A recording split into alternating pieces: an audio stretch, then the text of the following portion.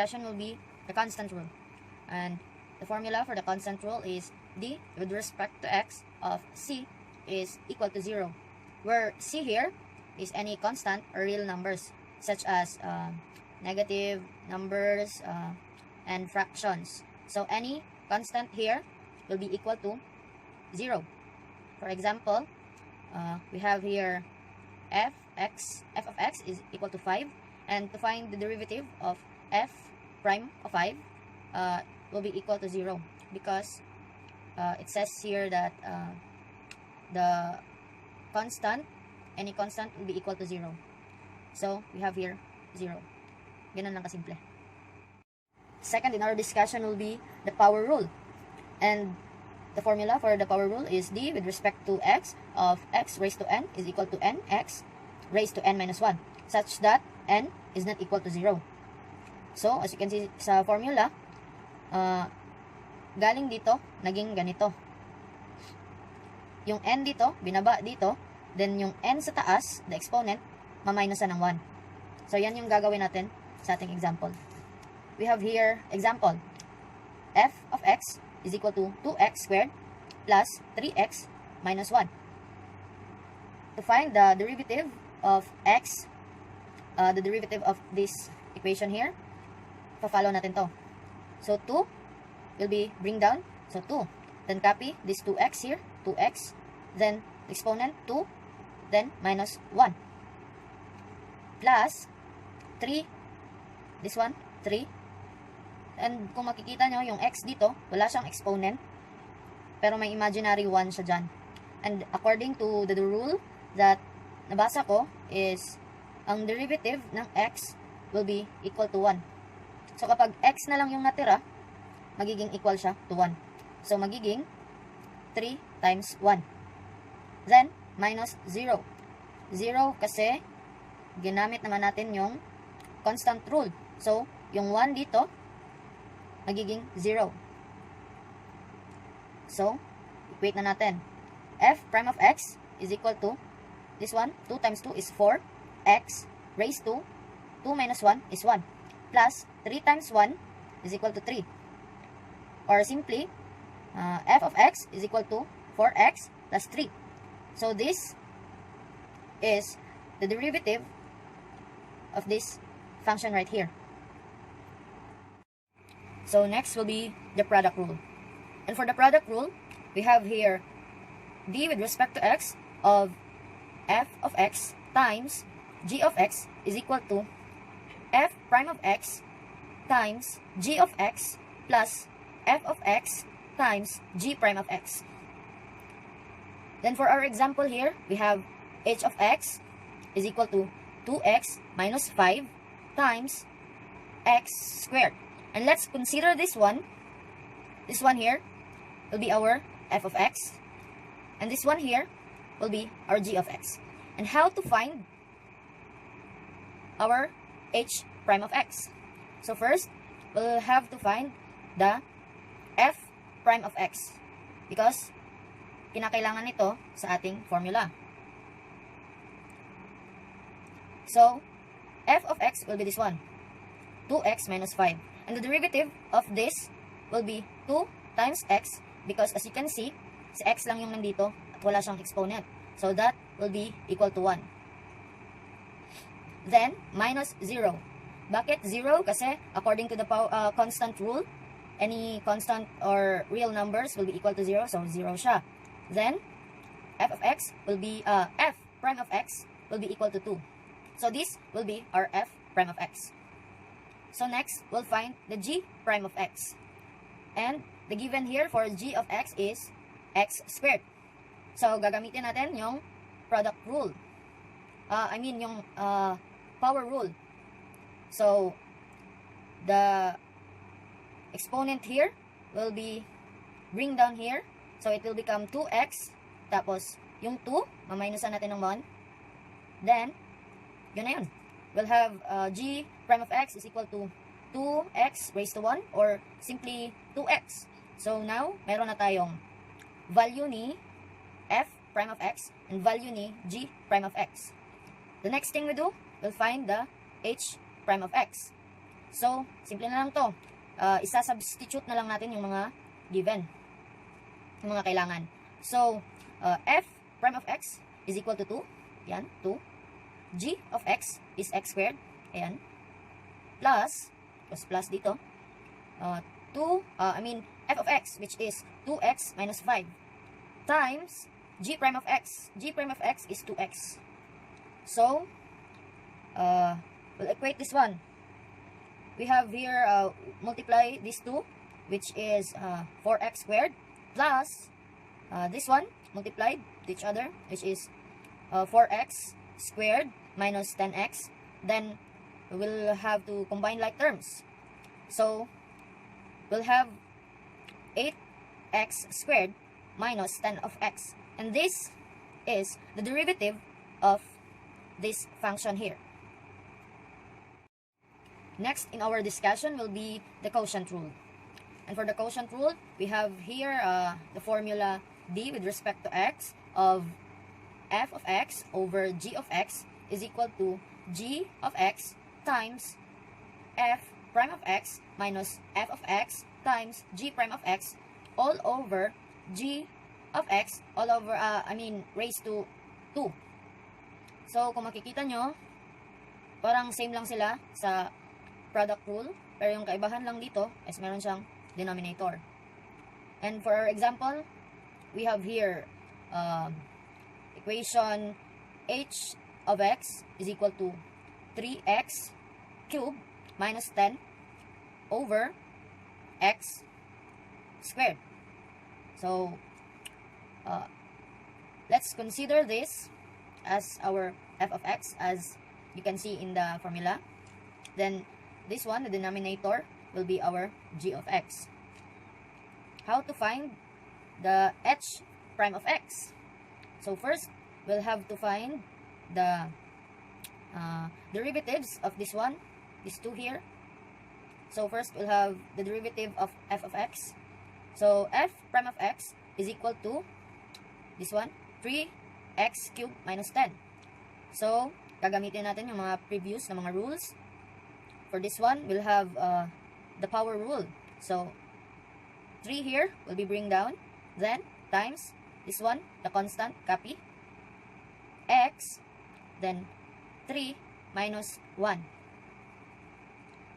Then, minus 0. Bakit 0 ulit? Kasi, according to the constant rule. So, ito na.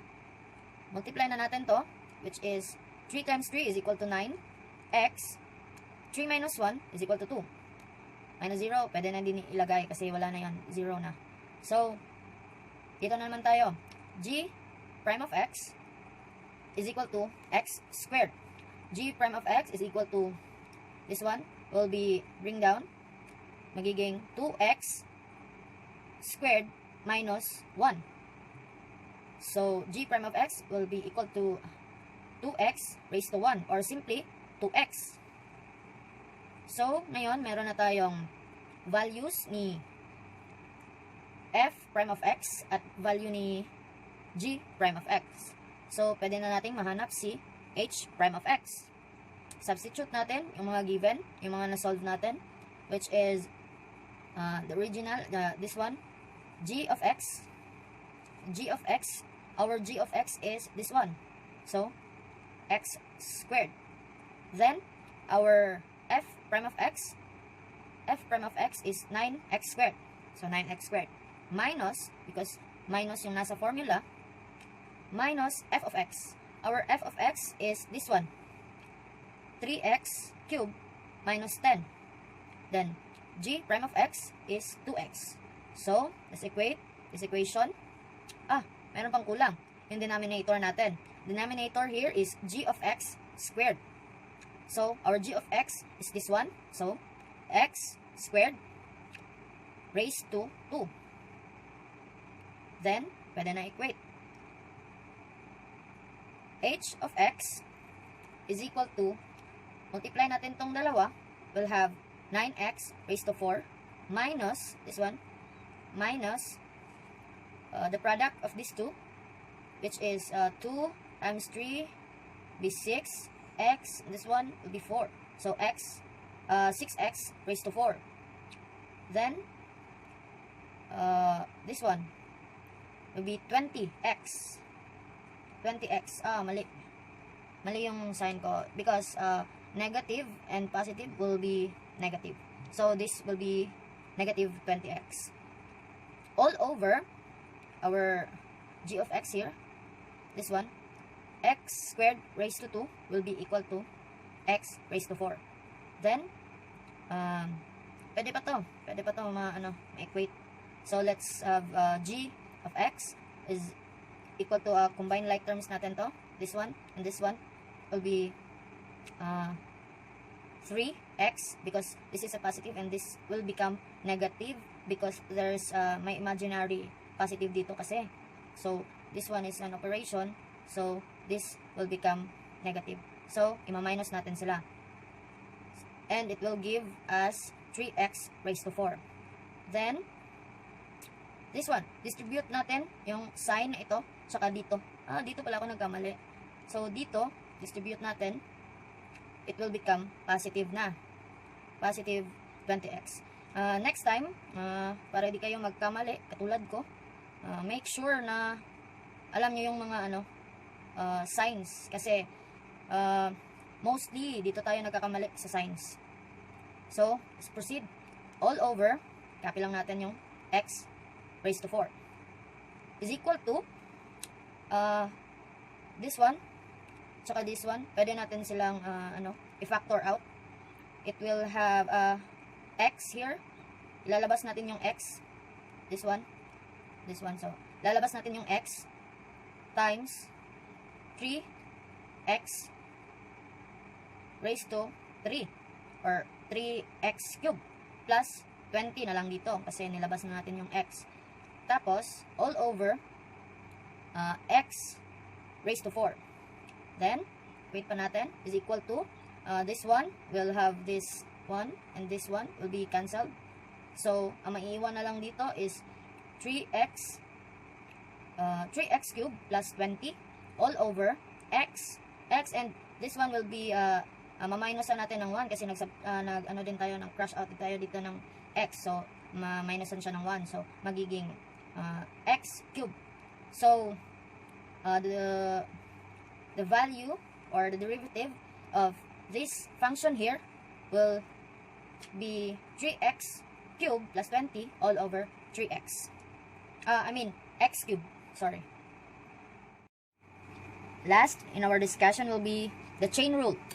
For the chain rule, we have the formula d with respect to x of f of x raised to n is equal to n of n times f of x raised to n minus 1 times f prime of x. So, kung mapapansin nyo, this one, may similarity siya doon sa ating naunang rule, which is the power rule. And, for example, we have here the equation of h of x is equal to the function 2x cubed plus 3x squared raised to 2. So, itong buong function na to is raised to 2. And how do you find the h prime of x? Using this one, the chain rule. So, first, kailangan muna natin mahanap yung this one, the f prime of x. And the f prime of x is the derivative of this equation na nasa loob. So, hahanapin natin yung derivative each term. So, we have here 2x cubed plus 3x squared. The derivative of this one will become, same lang, gagamitin pa rin natin yung power rule. So, we'll have here 2 times 3, then x, then 3 minus 1. Plus, same lang yung gagawin natin dito na side. 3 times the 2 here will be bring down 2 x, copy yung x, then 2 minus 1. Then, equate na natin. We'll have 6x, 2 times 3 is 6x, then 3 minus 1 is 2, plus here.